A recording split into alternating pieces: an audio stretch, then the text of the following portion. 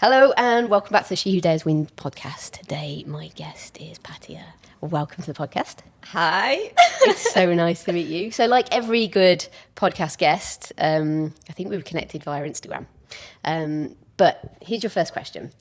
She Who Dares Wins. Can you tell me about when you've dared and won? Yeah, and there will be like a couple of stories here. Cool. So the first one is with how I got to exhibit at the bike shed show in London last year. Which led me to exhibiting again this year. So I'm going to paint live a mural end of May. And still a couple of weeks to prepare that. But it all really started with me daring to just do a first research, and try to find out some bike events around West Yorkshire. And I remember just going first time to this like Manchester bike show. And it's different when you paint in your studio and no one can see it. You are in your own space, and I was super nervous about it. But I was like, my intuition was telling me that it would be good to get yourself out there. So it was my first time painting live a helmet in front of the people. Recording on the GoPro camera, just chucking all the stuff from my studio to the van. Going Nice. there with some friends' help. Oh my gosh! But yeah, it was great because I got so much feedback from people. I got used to communicating with them, and that gave me a lot of feedback. And I could think about, okay, what can I improve the next time, and that helped me. No, then I actually started some networking events. So that was another step out of my comfort zone.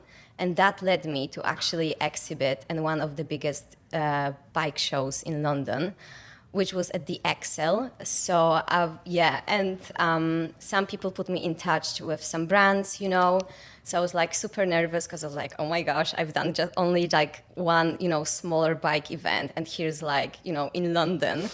So I took all the stuff on the train with my friend, and she helped me out. People were looking at us like, what the hell? Tons of boxes and everything. I was nice. like, careful, there's artwork in there. So, oh my gosh, that was crazy. But yeah, then I exhibited with David Insurance, and they were the main sponsor of the MCN event. And I just kicked the doors open basically, and that's how people saw my artwork. Then I communicated, with other brands, so I had to approach them. Some people told me that I'm better from the artists they used to work with. So I was like, okay, so my people are actually really resonating with my art. So that was really cool. And I was getting more and more comfortable, with talking about myself, talking about my art, explaining all the process. Because I think that's what really dragged them to, they were like, oh, what you're painting there, what you're doing. So that was really great. And I really at that point, I was like, there was really nothing to be worried about or to fear anything. So that's how I've done it, by approaching people, networking, getting out there. And, it wasn't easy. It's easier to talk about it right now when, it's in the past. Back then, it didn't look like that. It was like, oh my gosh, can I do it? Oh my gosh, can I message them, So, and you slowly build that confidence, I think, within yourself. And then you have to be really consistent and persistent with communication, because some people, there's event and they'll be like, yeah, come with us, we can take you for the next bike event, stuff like that. So I've just been sending emails like, hey guys, are we doing this? So you have to really be persistent with something. So, and that's something I was learning as well, because I never had this I've never been that confident person. Mm-hmm. I used to be a very shy girl, very introverted. And at the bike events, I'm completely opposite. I'm so extroverted, open to people and happy and smiling. And I was like, oh my gosh, who's that girl, when she became that? But I think we all have that in us. And It's just about unlocking it in the right environment. And for you, it was, I guess, bridging the gap between the art and then the business side of things and the general public and people that receive your art, which is amazing. Well, take me back a little bit to you being quiet growing up. When did you get into, because you are the word badass, you represent everything. Thank you. to do with that word. Motorcycling, skateboarding, and then the art. To merge all of those is incredible.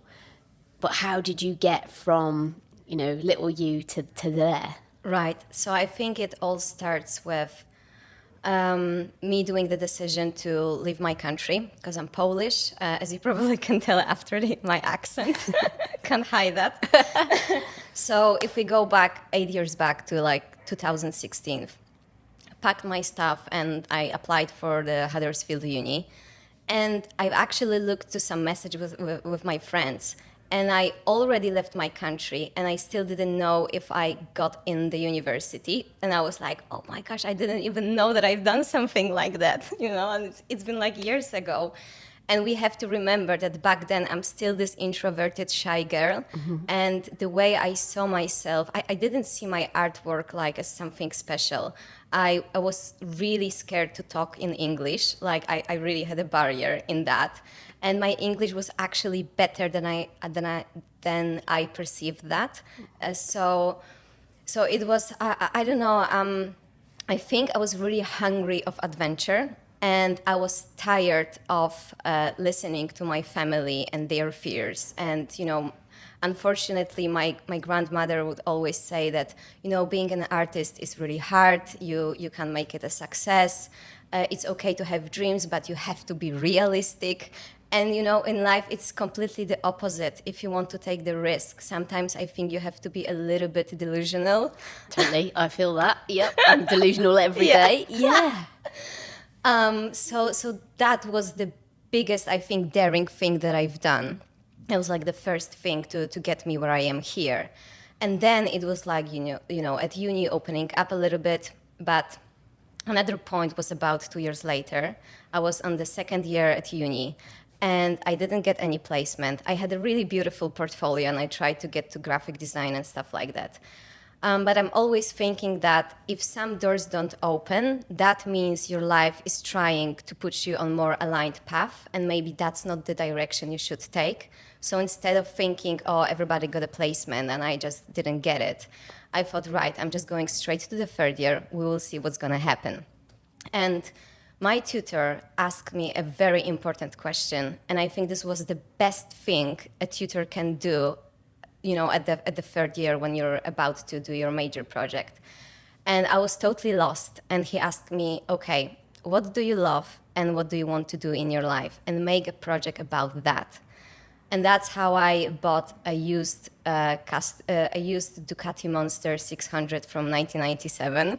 Hadn't you ridden a bicycle? Have you ridden a motorcycle before? I only had the driving license, and I was like, fuck it, I want a big bike. I'm just gonna go for this one because I knew that I want to travel, so I didn't want something small. Okay. And I had this like memory, me being like even younger, and I remembered the voice of that engine and something. I was like, I don't know. I just thought I'm just gonna go with a Ducati, which was a huge mistake. But we'll get to that part later on. So that's how it all started. My main project was about changing people's perception on motorcycle communities. And I wanted to show them that there is so much more to bikes, especially the custom scene. Then, it's not just some killing machines going, 2,000 miles per hour, Right. And people who don't ride, they don't appreciate the whole design and art, and all that side that goes into it. So, just to remind everybody, I was on the graphic design and animation course, right? Okay, right. So, and we had presentation in this like massive building, and it was on the second floor. And I was like, how the hell I'm going to put my bike in that presentation room? But so I had to drag it through the whole campus. People were like looking at me like, what the hell is she doing? And I was like to security guys, don't worry, there are no fuels or any fluids inside. And they're like, okay. And I exhibited it finally. And in that building, I was so lucky because there was music department as well in the same building. And they've specially built an elevator for a piano or something. Oh, okay, cool. So my bike fit in that elevator. I was thinking crane through the window. Yeah. So, I've managed to exhibit that. And then it needed a couple of like servicing and stuff. And the next daring thing I did was because of the research I was doing at uni, that's how I found out about VC London and their event in Wales once a year, the motorcycling event only for women, Camp VC. And I was like, okay, I'm gonna go. And this bike was breaking constantly, and I was only doing solo rides around Peak District and stuff like that. And I even have a video. I think I was 28 back then, something like this. And I have this video when I recorded myself. You know what? It's going to be fine. Even if it's going to break down somewhere in Wales, you will definitely find some people and you will come back safely. And this is exactly what happened. Oh, okay. Yeah. So you knew it was going to break down. Yeah, kind of. I was like praying that it's not going to break, but unfortunately. But I've managed to get to Camp VC, and it was the first time I've experienced so many women on bikes, and this was like a dream come true. This was something I was always dreaming when I was a little kid. And I've been told that bikes are not for you. I was raised without a father, so I didn't really have anybody to introduce me into that. Mom and my grandmother always against that, obviously. Although my mom changed her perspective a little bit, because I was so stubborn with that. She was like, I know she's gonna ride. There was like, no changing mind with that. So I had this beautiful customized bike that I went to Wales. That was amazing. I got lost there a little bit, and oh my gosh, it broke down at some point after I left Camp VC, and I was still working as an art director for a small skateboarding company. So that's another story that I will talk about in a second. And at some point, I found this camping, and I'm there on my own in Wales. I don't know this country. I'm just looking at Google Maps, point there. Okay, I'm just going to go there. I don't know what's there. And at some point, my back wheel started to wobble a lot. And I was like, what the hell is going on? I didn't have like mechanical knowledge or anything like that. I mean, basic stuff, change oil, stuff like that, charge the battery, whatever.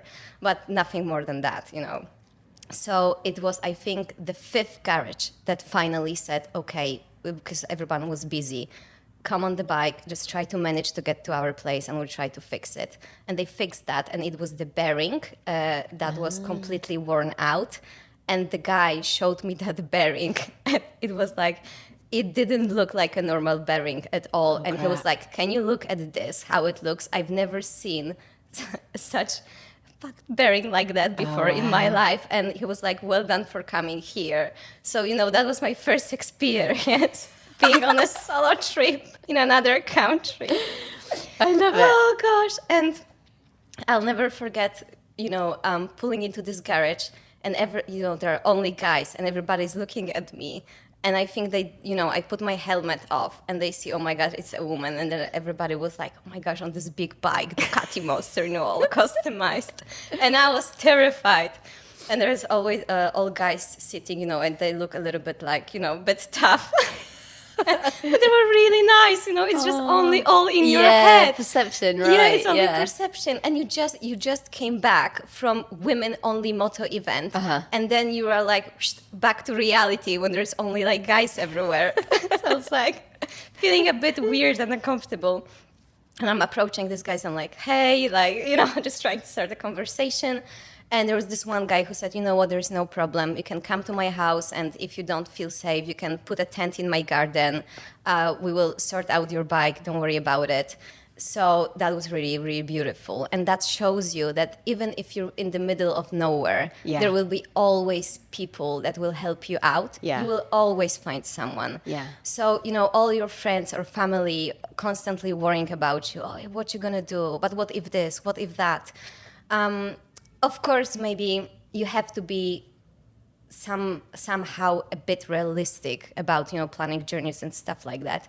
But, even if you're like fully spontaneous, you're going to be okay. Yeah. You're going to be okay. Just go with that voice, with your intuition. Yeah. You're going to be just fine. So, I've managed to come back home and that was great. The bike still doesn't work.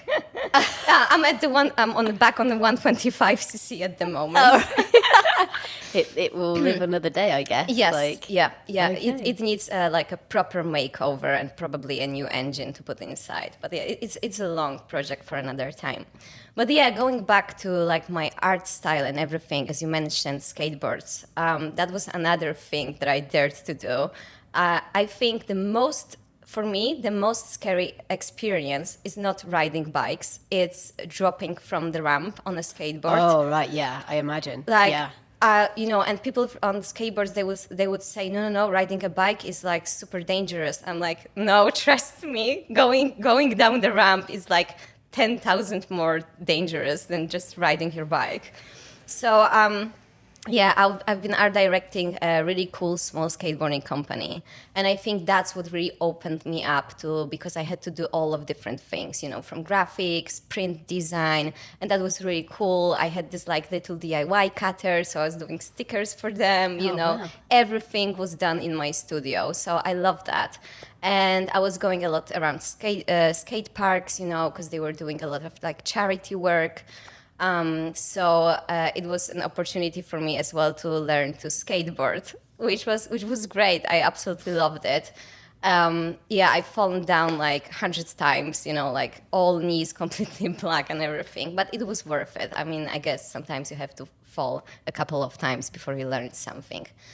So that was like, I've never imagined to be like in my late 20s and learn to skateboard and go down the ramp and things like that. And also a very cool experience with them was they had this like old VW van, like one of the like more vintage ones. Everyone wants one of those. Yeah. And they wanted to repaint it, with their logo and some cool illustration. So I've designed it, and it was such a cool experience to paint on a van. Like, not even on the wall or on a skateboard, but on a van is like, wow, that was crazy. So I absolutely loved that. It was an amazing experience. And thanks to that, BBC spotted them. They spotted this van because it's so colorful, and they had an episode with them or something like this. So that was super, super great. Yeah. Amazing. Yeah.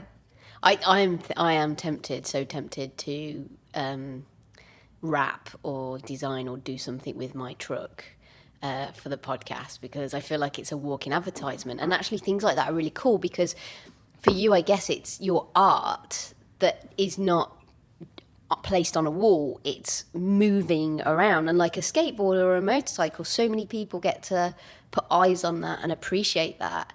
And I guess it's another realm of being able to show people, what can be done and what's out there. I love that. I think that's wicked. And do you also do artwork that prints for walls and things? Yeah, you do as well. Yeah, definitely. So anything digital. Yeah. And the designs are all, I guess, inspired by this culture of motorcycles, skating. We were talking briefly before the podcast about t-shirt designs, and that was always my frustration with She Who Dares Wins, in that I wanted to feed that area where guys' designs never transform over into women's clothing.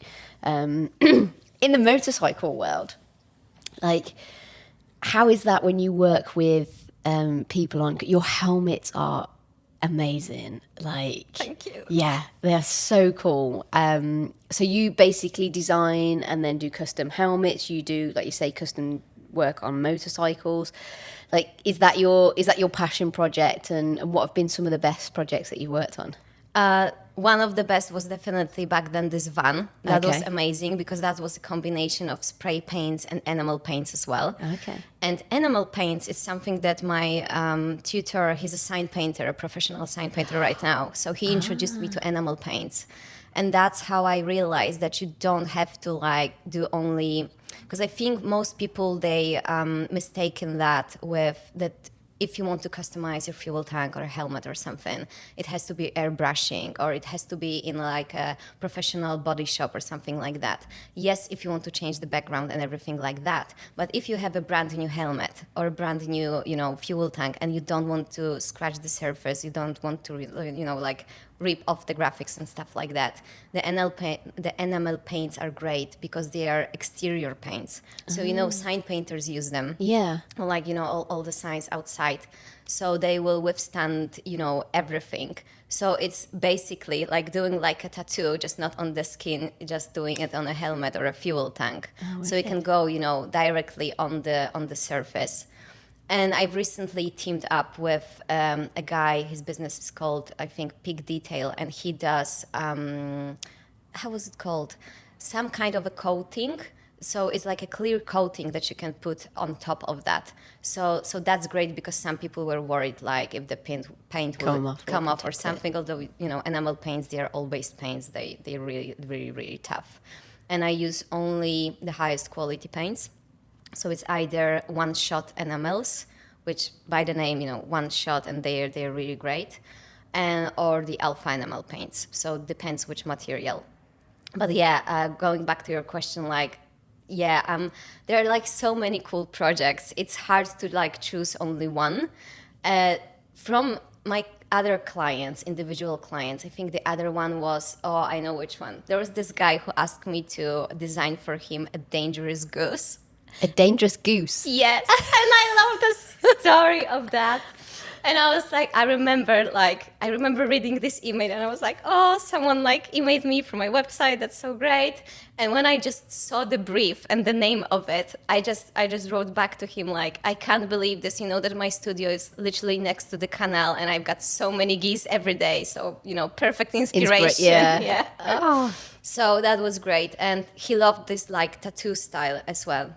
And he wanted just this graphic on his fuel tank. And that was based on his childhood story and memories with his father who passed away. So it was such a meaningful project. Yeah.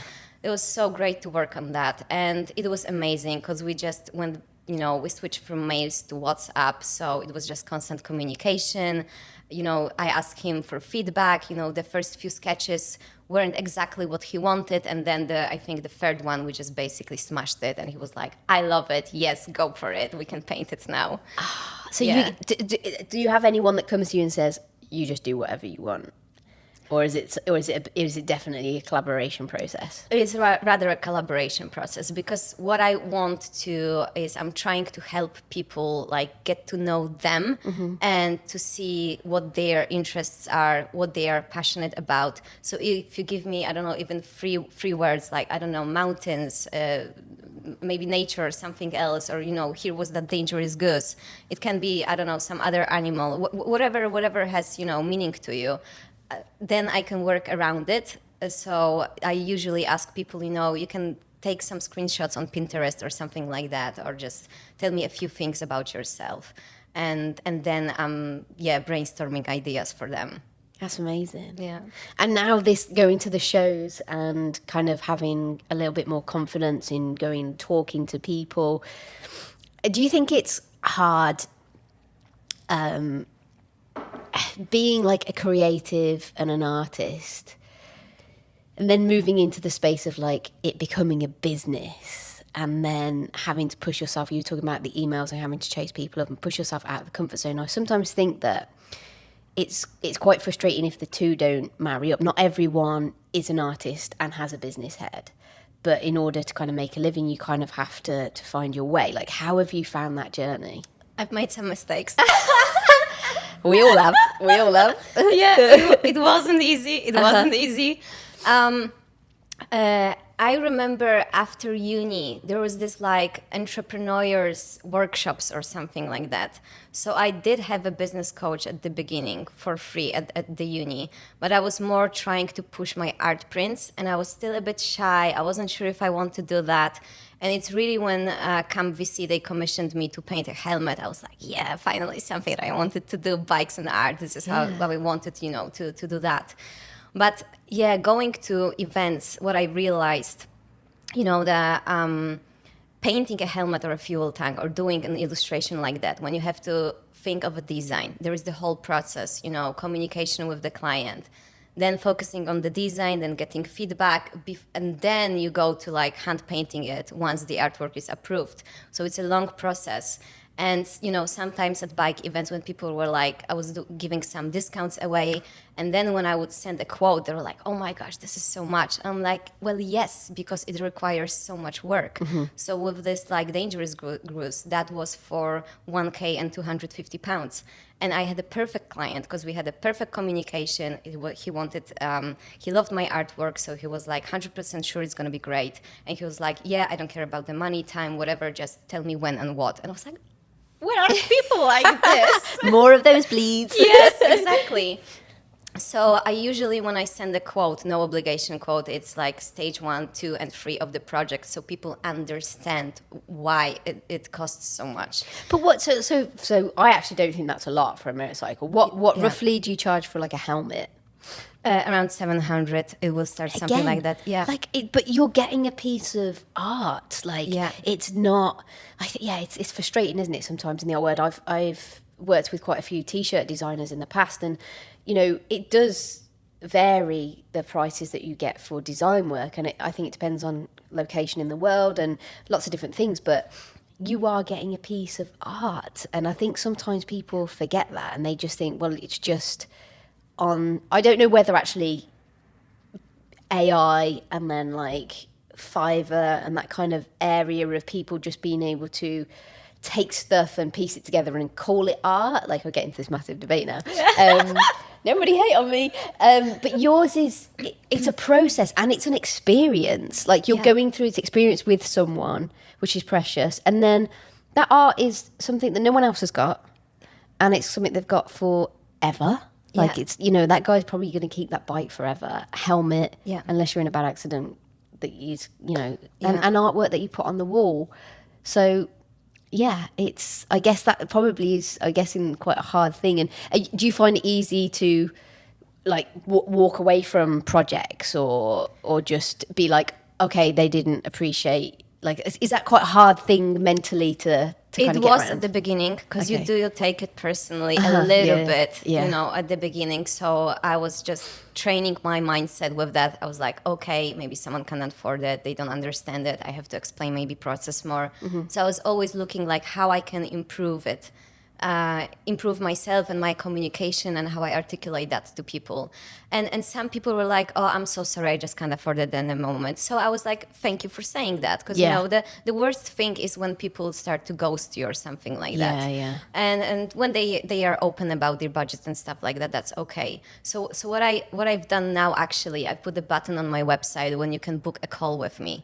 And when you go to like the Calendly, there is like a few questions. So I started to be like, do you know what you want? Because sometimes people will come up like, oh, how much?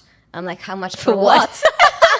Because you don't sell you don't produce helmets and then sell them. Yeah, exactly. It is custom. Yeah, it is custom, exactly. So I was thinking like some of the designs that I've done only for CamVC. I was thinking to introduce a new offer like, hey, here's the design that's going to be limited edition. I don't know, like 20 people can have it, but I'm doing the same design on few helmets. Okay. So I definitely want to go to have some more affordable offers.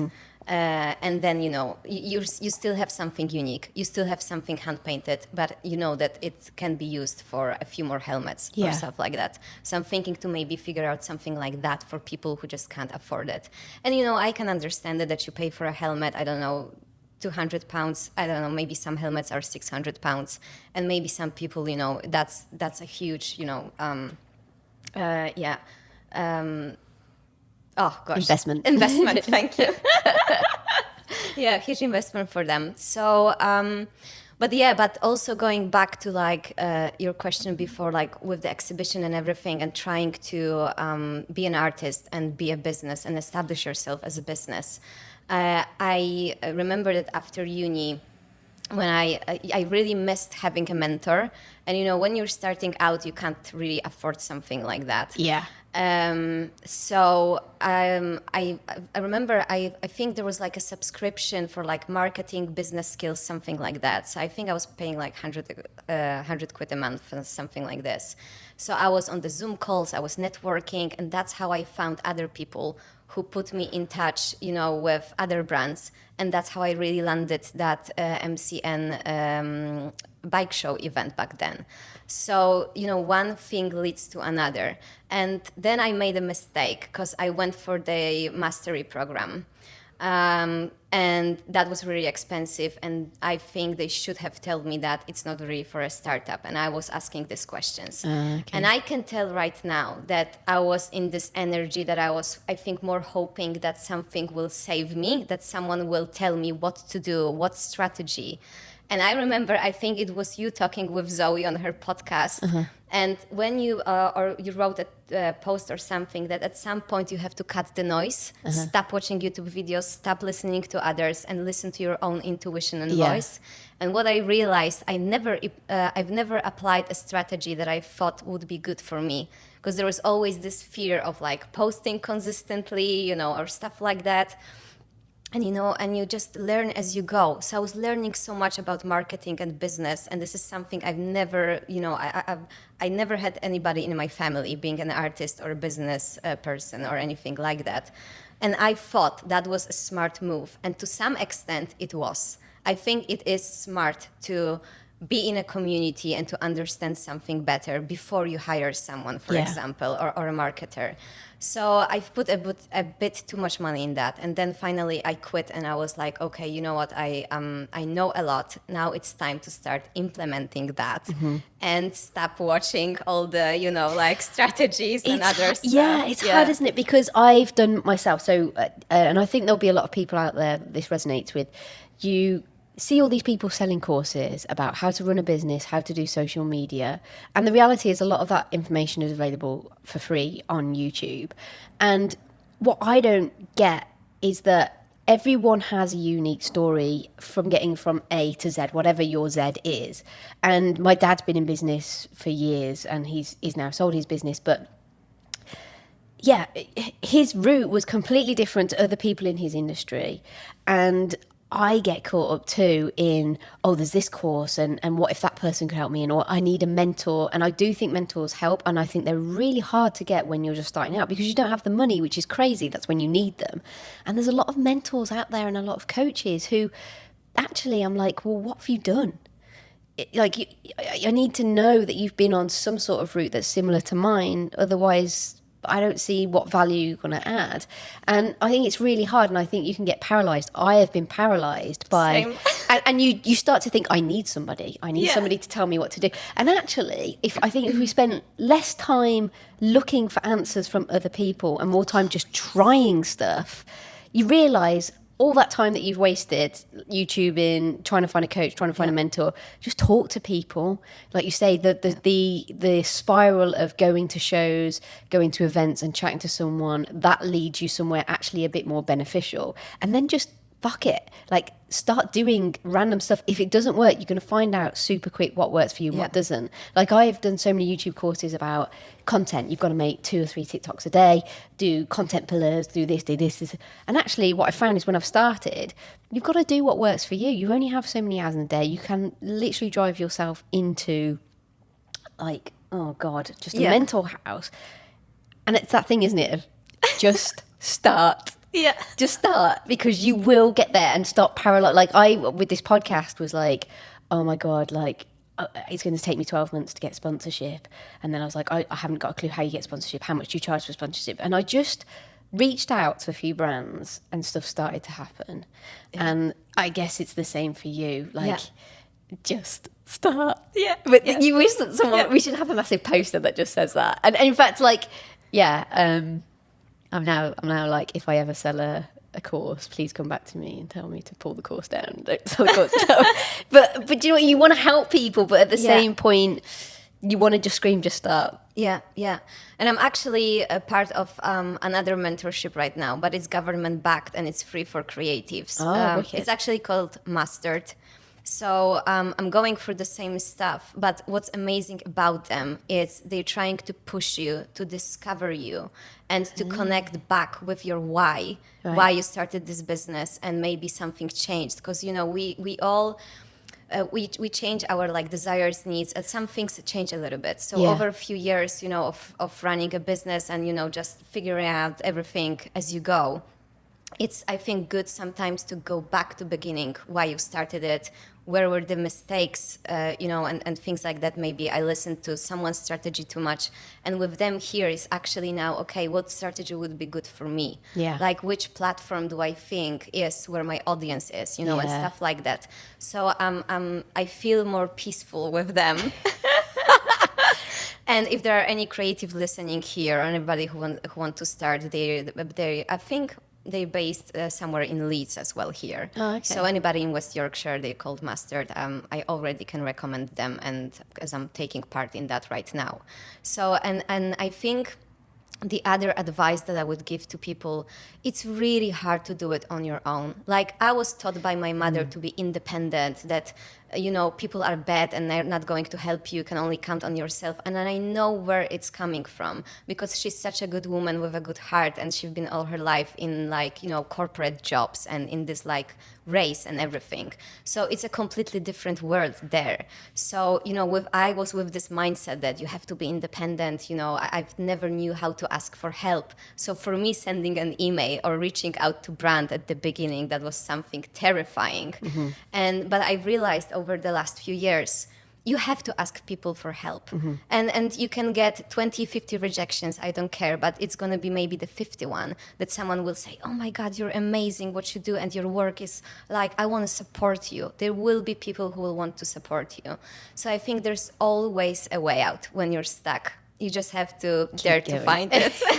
And keep going. And it is a little bit the rejection is hard, whether that be based on your product, your service, or whatever it is that you're giving. But ultimately, you kind of have to keep going. I've been reading a book recently on grit, and how grit is far more beneficial than talent, really, in that you just sometimes have to keep going. But you're right.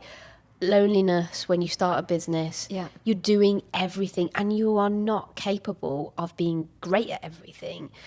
And I think having conversations with people makes you feel a little bit at ease that they too have either been through it or are going through it, and bounce off people. I'm guessing there's probably going to be quite a few artists that do feel quite lonely, and having those communities is so important. So I think I can definitely relate to that. Sometimes I'm sitting here and I'm like, I need to go out and listen to people and speak to people, and that's what sets you free. And then you've got someone who holds you accountable. Right. If you want, even we can stay in touch, and have sessions once a month or whatever, and just have a chat. Okay, what you've done in business last month, what you're planning, what's your marketing strategy and stuff like that. And I think it's really uplifting, because when you're here, in your studio, and bike events, that really helped me to get out of my studio and to people, and it was such a release for me, because I'm like, oh gosh, finally, because you're 24 hours in your studio, all the time, and sometimes you have to leave that environment. And I definitely, I got myself to burnout, because I was constantly, your interior affects your mind and everything. So if you're in a space when your brain knows that you have to work here, if you're constantly there, you're not going to rest in the same environment as much. So I definitely made the mistake of that I was like, no, I don't deserve a break. I have to figure this out. And I was pushing and pushing and pushing. And I think that's the unhealthy hustle culture. It's completely different from the self-love, which is also self-accountability, right? In a healthy way. So that's something I'm learning now, to sometimes slow down. You're one person. You can't edit videos, shoot content, make a painting, make a design, take a sale, make a call, like that. This is like oh my gosh, I yes, everything you just said there is like a daily battle for me. And it's so, I only work for, I say only, I have one of my little ones on a Monday, so I only work really 4 days of the week, and sometimes I beat myself up about that. And then I saw a clip actually on TikTok a couple of days ago, and it was about a guy who works in a corporate world and had built a business, and was like, when he kind of got to the end of it, realised all he'd given up in himself. And I think sometimes we have to have that reality check, don't we? And think about every little step that you do is an achievement, and it's not all about the big money or the big projects. It's sometimes just about turning up and enjoying the process. And it is hard. can go down so many rabbit holes with Shoe Des wins. Like I can see like documentaries, films, events. Like it's so big, and sometimes I'm just like, whoa! It's just you and a computer and a few cameras right now. Like really in a little bit, and it's exciting to have those big dreams, but not at the detriment of your mental health. Like no. Yeah. Exactly. And, I'm on a therapy 2 years now, and this is something that really helped me. And I think you don't really, because I had a lot of like traumatic events in my life, and that was also one of the reasons I wanted to just escape from my country. I was like, changing environment, starting new life, at 23 back then. So, but therapy really helped me to like, stop with this like self-sabotage, stop to only, always feeling like I haven't done enough. And I know that this is something reoccurring with women, like this constant like lack of self-worthiness and something like that. Because when you have certain beliefs, self-image and confidence, which is really your performance, when you have these three aligned, then you are not so scared, to send an email or something like that. Because if you feel worthy, your price is going to go up and you're worth this price. Yeah. And, when you see, I don't know, on Etsy, someone doing a custom helmet for £200, I'm like, great. Great. Thank you very much. Fiverr and all these like other platforms, there's a designer doing a project that it would take a month to do for, I don't know, £50 or £100. Yeah. And I'm like, creatives, come on. Like, we need a mentoring session here, I think. Yeah, your heart just dies a little bit. Yeah. You're like, no, please don't. Yeah. I think that's always going to exist, isn't it? And for you to maintain that level of, no, I don't need to dip down to this. This is where I'm going to be. It takes time to get that confidence. Yeah. And like you say, when brands reach out to you, when you start doing the bigger projects, it gives you that confidence boost and it's a step. And then you just have to keep on that trajectory of keep going. Because ultimately that's the only way forward, isn't it? Yeah. Is to keep up with things and make sure that you're pushing yourself forward as well. I think we're not great at that. Sometimes it's quite nice and easy to kind of plateau and be like, I found my place. Yeah. And actually, what I learned from working with men all those years was, no, don't be complacent. Stay true to your values, but push yourself and do things that actually you think you can't do because you realise quite quickly you can do them. Yeah. So with that then, do you have any kind of like big projects or kind of big goals for what you want to achieve? So I was thinking like one of your like quick fire questions was what would you do career-wise differently if you wouldn't have that? Yeah. And my first thought was tattooing. Okay. Which is funny because I'm like a motorcycle tattooist, right? I was even thinking to change Patia to / the motorcycle tattooist. I have it on my website somewhere. But then I was like, I'm not sure because people will only think that I'm painting on motorcycles.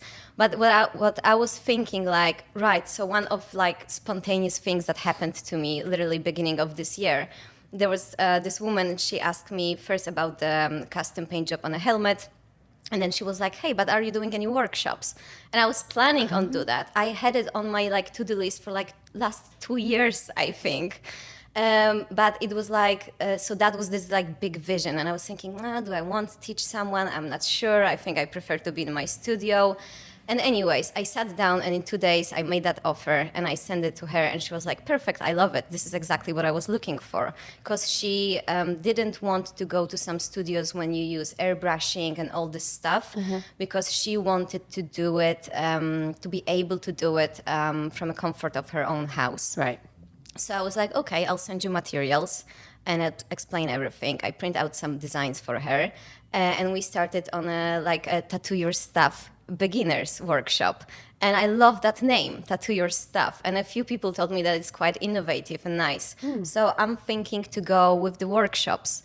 And part of me wants to do it, maybe reach out to some places around Huddersfield, and I already know 2. So I might do some group sessions or maybe something like that there.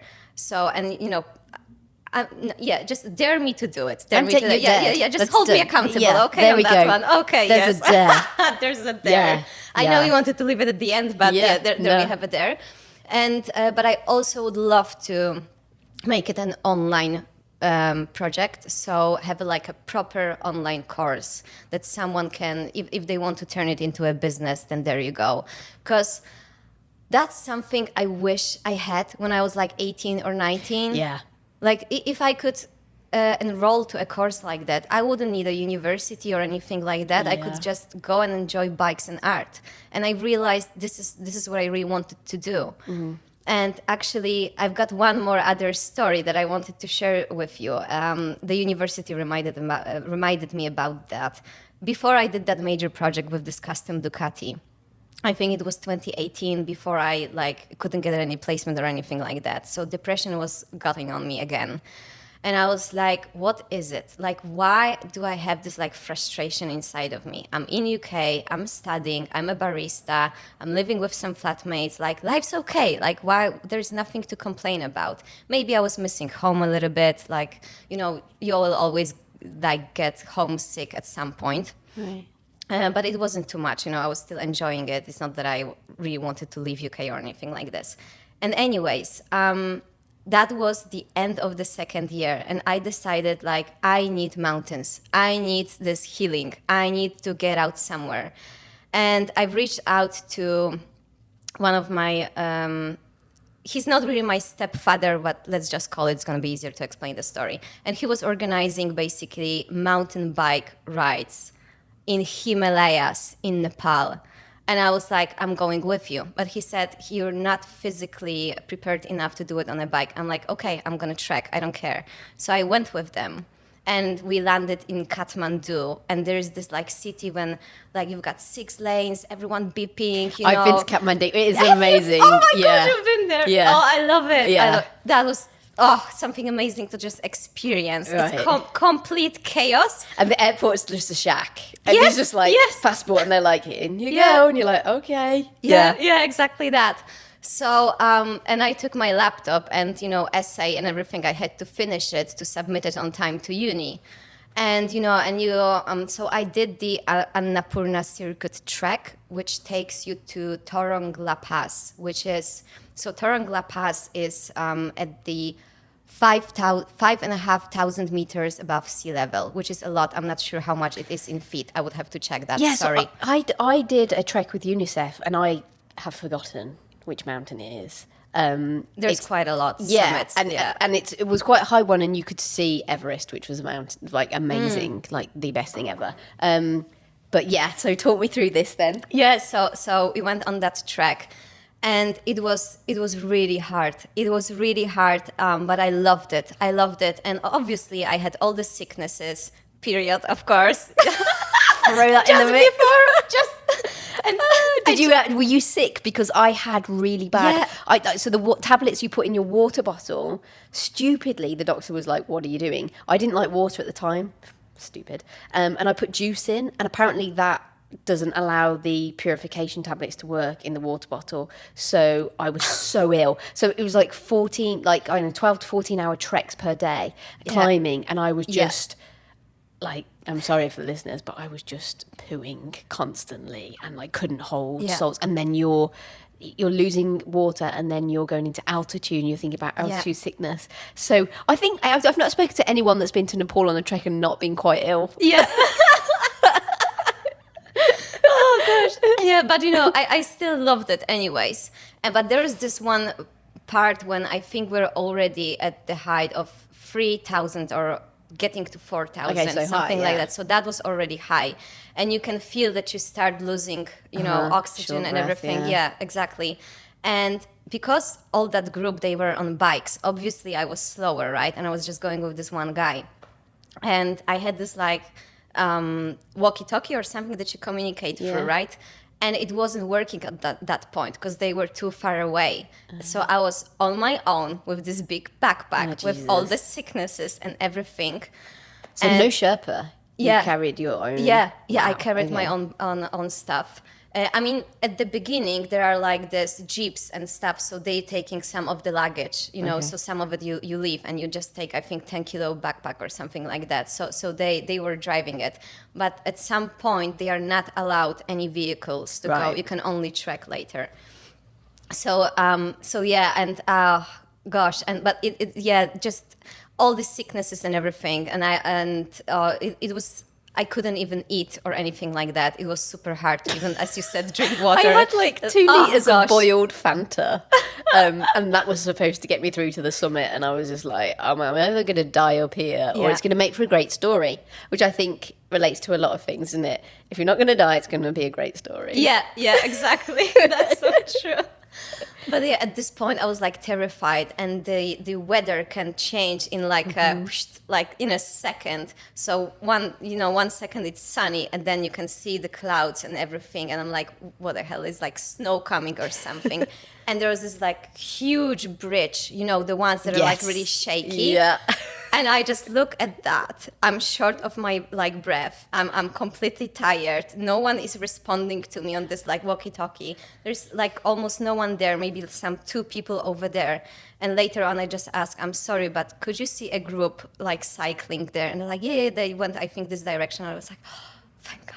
Oh my God. So that was super scary. But anyways, I loved it. I really loved it. And then obviously I finally met them, and my stepfather was like, hey, how are you doing? And I'm like, okay, Oh God, I can just see, because I remember when I was trekking, there was lots of Nepalese families that were just kind of walking by, and to them it's kind of like, oh, the tourists. Yeah. I guess not tourists, because we were in a very remote area, but they're so lovely, they're so welcoming. If anything's going to happen, you're just going to be taken into a little shack and looked after. In fact, I think we were on one night, there was a hailstorm that came, and they were size of golf balls, and we couldn't sleep in the tents. They were like demolished. So we got put into this little shack. I think it was a cow shed or tin roof, and you could just hear for like 8 hours overnight. But I think that is, when you go to those countries, it's incredible, isn't it? Because not only do you get to experience something very unique, is the hospitality, and the people are wonderful, and Nepalese people are incredibly welcoming. And that's so cool that you did that. Like, it's one of my fondest experiences. I think just before I summited whichever mountain it was, I should find out, we trekked like through, oh God, so many different landscapes, and then the sun was setting, and there was this monastery where we were staying, and we all had the tent set up, and I've never, to this day, I don't think I've experienced a view like it. And you are literally on top of the world. You can see why people are drawn to like Everest and high mountains. Especially when you can see all the summits from the point where you are. Right, So even if you are at the, 4 or 5K meters above sea level, you can see the summits, which are like 8Ks, Mount Everest, and the other ones, I don't remember the old names. And you're just like, it's almost as if you can grab them, and it's like, oh my gosh. Yeah. And like the weather, you could see it 1 minute and the next you can't. Yeah. And I think that's... Yeah, it's breathtaking. It makes me want to so go back. I promised myself to go back. Yeah. And I can't believe it's been like, it was 2018. Like, where these years went by. But building business, becoming an artist and all that. It's But I would love to come back. I have to. So if you're ever up for another trek in Himalayas, let's do it. I feel like that could be a Shoe Dares Wins event. There we go. Yeah. I just have to build up to that. Amazing. Yeah. Well, listen, you've been an incredible guest. I've learned so much from you. Thank you so much for sharing your story. Your work is absolutely wonderful. Thank you. Everything that this kind of community and brand is. You embody that. I've got a little gift for you. So you gave me a gift, which is the t-shirt that you're wearing. Yeah. What have you got myself? I was thinking, I was like, what do I get Patia? Because she's a motorcyclist, she's cool. So I went with she came, she saw, she conquered long sleeve tee, and some stickers. Awesome. So there you go. Awesome. You're Thank welcome. you very much.